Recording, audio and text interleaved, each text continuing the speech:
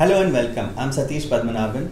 We have yet another issue of the Outlook magazine, the fully loaded magazine, full of incisive, in-depth stories, features, interesting features.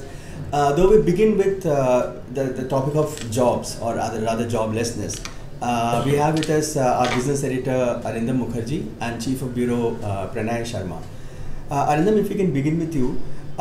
This now seems to be, as we near the elections, it appears that jobs is going to be the main issue that plays out before all political parties in all states almost. Yeah, because jobs is the most important promise that the government made when it came to power in 2014, and yet a large part of it remains unfulfilled.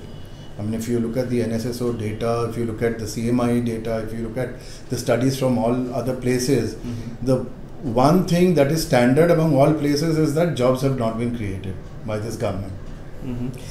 What is this? But there seems to be two sort of narratives here. The government seems to say that in fact it has created quite a few jobs, and the Prime Minister even in the Parliament yesterday was reiterating this fact.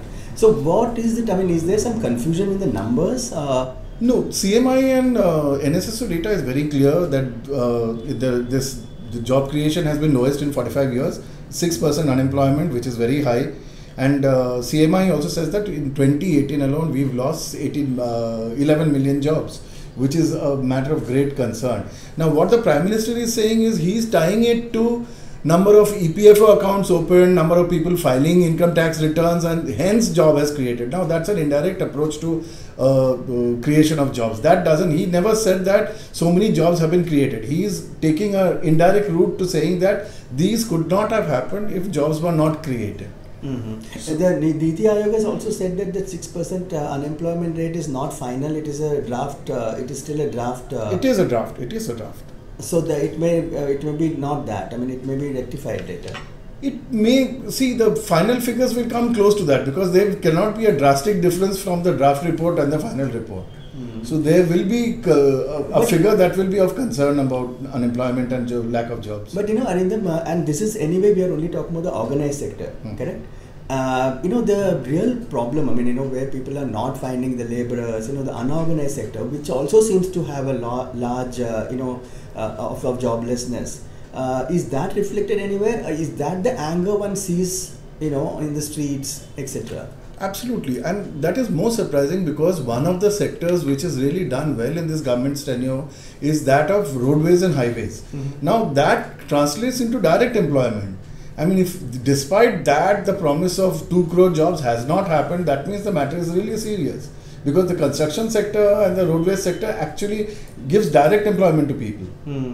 And if despite that the figures are so stark, then it's really a matter of grave concern. What would you attribute this to? Why is it? Is it? I think it's mostly lack of government jobs, because that is what one looks at. Private sector jobs. If you look at states like Jammu and Kashmir and Odisha and all, there are no private sector jobs there.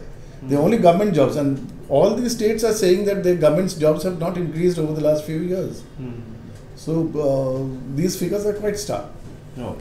Okay, now from jobs, if we can move on to the other interesting story that we had, as you might have all seen on television over the last few days, Mamta Di was there out sitting on a dharna. Have you seen anything like this before, Pranay? A chief minister blocking a CBI team? It reminds me of many years before. It was Raj Narayan, who as a minister had sat on dharna. But it's a very rare kind of a thing where the chief minister sitting on dharna while still in office.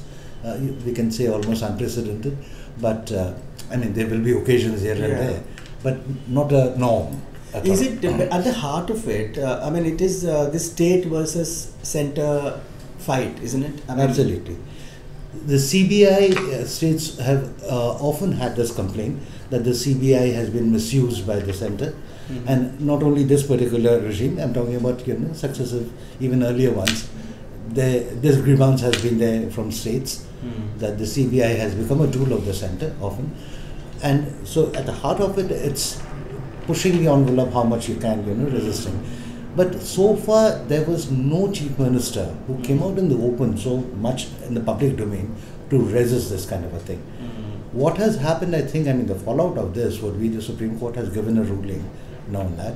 But despite that, I think, even in future, we may see similar kind of resistance from other states. The only example which comes close is perhaps Arvind Kejriwal, this fight with the LG. When he hearing. went and, yeah, With the LG. that's right. So, do you foresee, lot more states, I mean, not going to this extent, but the tension between the state and the center is going to only increase? See, I think, definitely. This is an election year, only a few more months left for the Lok Sabha elections. Mm-hmm.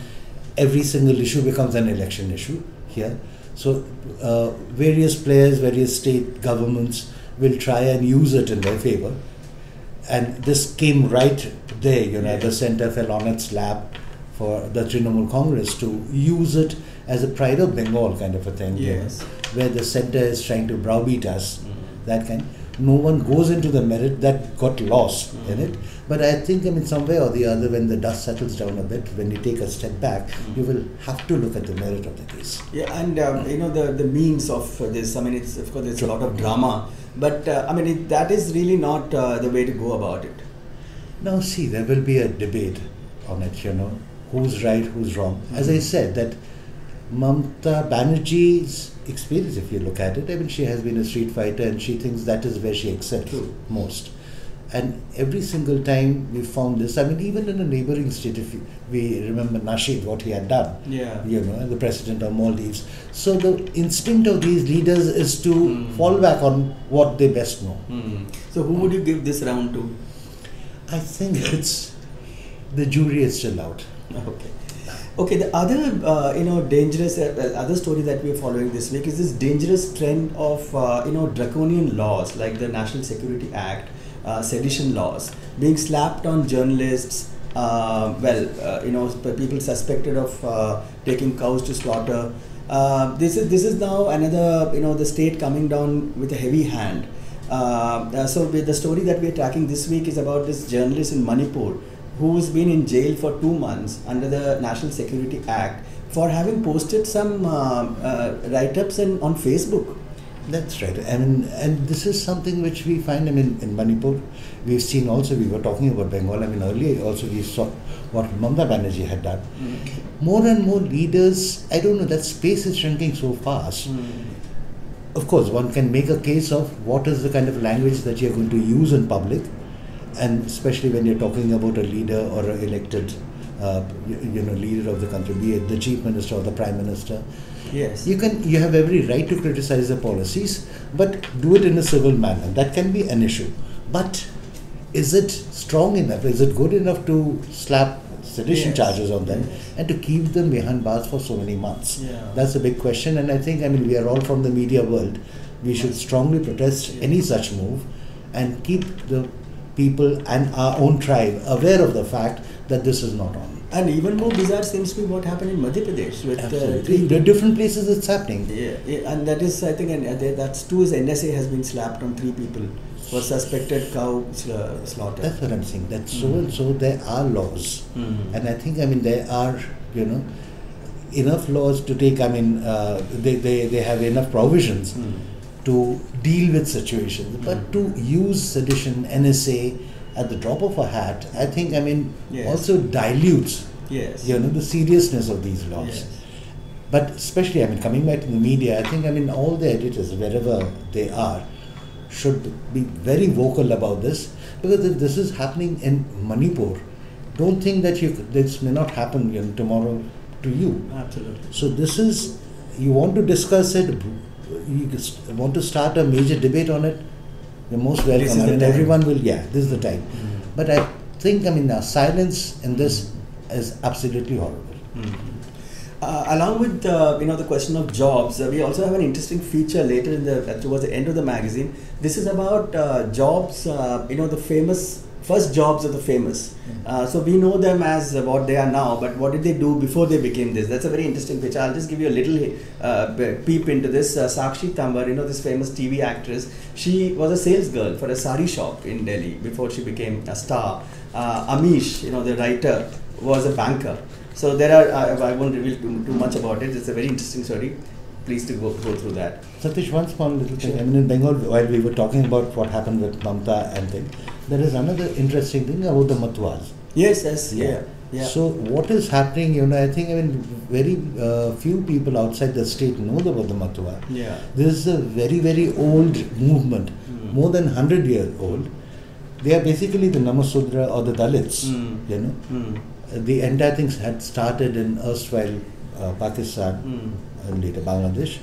And many of them stayed back thinking that since this is a Muslim-dominated country, things would be, there won't be any caste, so we'll be treated well.